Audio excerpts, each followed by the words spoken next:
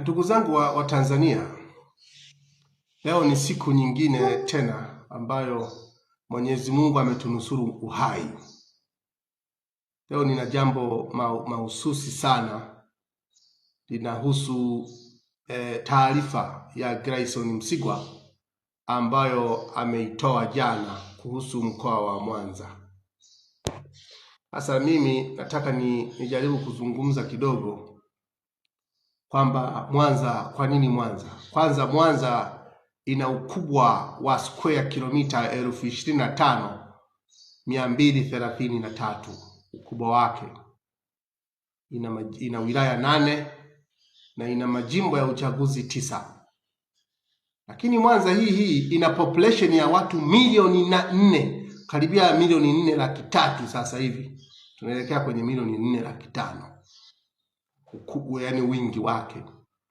Lakini Mwanza imejaliwa kuwa na vitu vingi sana.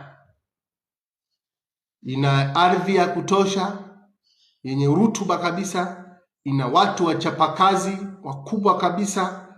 Alafu Mwanza hiyo ina madini ya kutosha. Mwanza hiyo ina ziwa Victoria ambalo linatumika kwa ajili ya uvuvi. Mwanza hiyo ina mifugo mingi ya kutosha. Umeelewa vizuri?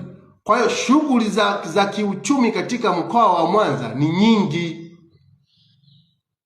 Kwa mujibu wa taarifa ya serikali sasa, mkoa wa Mwanza ni wa pili kwa kuchangia kwenye pato la taifa.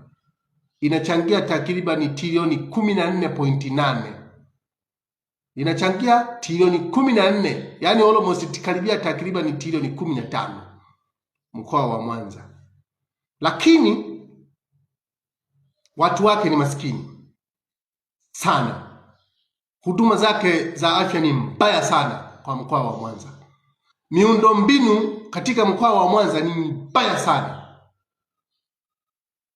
Niwapongeze watu 4 ambao walishawahi kuwa viongozi wakaiwakilisha Mwanza katika baadhi ya majimbo. Nimpongeze wa kwanza ni Bujiku Sakira.